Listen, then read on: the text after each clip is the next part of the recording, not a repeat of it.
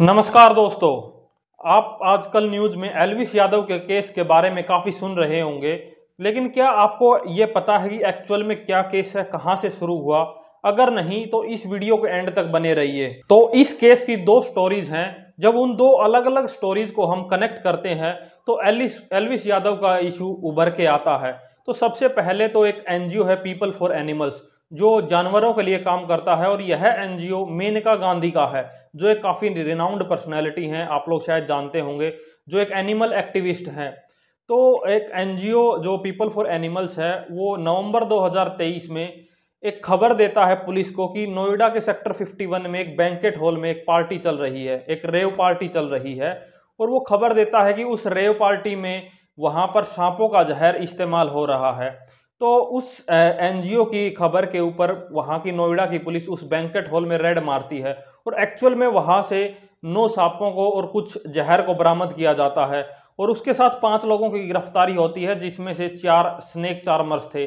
Snake charmers यानी कि वो लोग जो सांपों को कंट्रोल करते हैं, भले ही म्यूजिक की मदद से या और अलग अलग ट्रिक्स की वजह से तो सांपों को कंट्रोल करते हैं। जैसे कि कुत्तों के ट्रेनर आपने देखे होंगे, ऐसे ही स्नेक चार्मर सांपों के कंट्रोलर होते हैं। तो एक कहानी का पक्ष ये था कि एनजीओ उस पुलिस को खबर देता है और वहां की रेव पार्टी की खबरें और वहां पर जो हिरासत में लोग लिए जाते हैं, वो है एक स्टोरी। लेकिन उस पार्टी में एल्विस यादव मौजूद नहीं था, ये पुलिस का भी कहना, और ये सभी चीजें सामने हैं।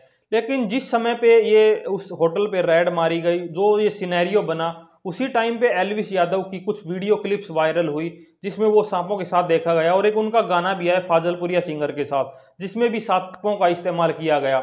तो इस सारे सिस्टम को देखकर, इस माहौल को देखकर, और उस समय एल्विस यादव काफी पॉपुलर भी था, काफी पब्लिक में छाया हुआ था, लोगों में छाया हुआ था।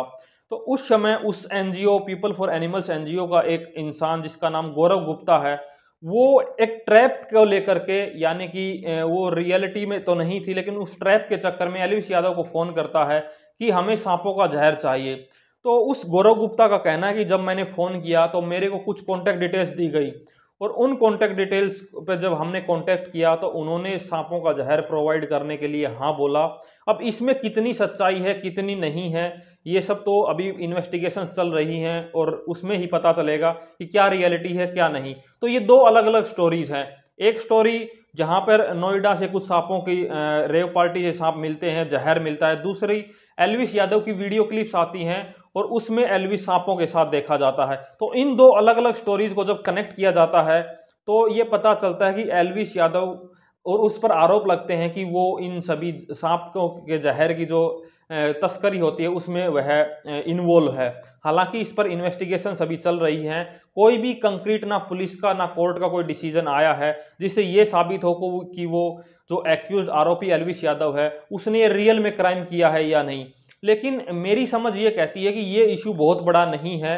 ये इशू इसलिए बड़ा हो गया क्योंकि ये केस एल्विस यादव पर, ये आरोप एल्विस यादव पर लगा है, जो पहले से ही काफी पॉपुलर पर्सनैलिटी है।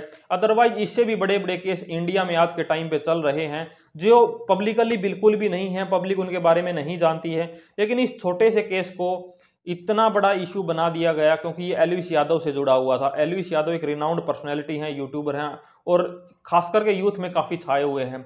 तो इस पर क्या अपडेट्स आती हैं? अभी तो पुलिस की इन्वेस्टिगेशन चल रही है, कोर्ट में मामला पेंडिंग है। तो जब उनकी कोर्ट का डिसीजन आएगा तभी पता चलेगा एक्चुअल क्या है। लेकिन अभी चीजों को देखते हुए लग रहा है कि शायद एल्विस यादव बेकसूर है, क्योंकि अभी उन पे से जो नेशनल नारकोटिक ड्रग्स का जो उन पर मुकदमा था, जो धाराएं थी, वो हटा दी गई है। तो चलिए फिर भी कोर्ट के डिसीजन को कोर्ट पर ही छोड़ देते हैं, क्या आता है।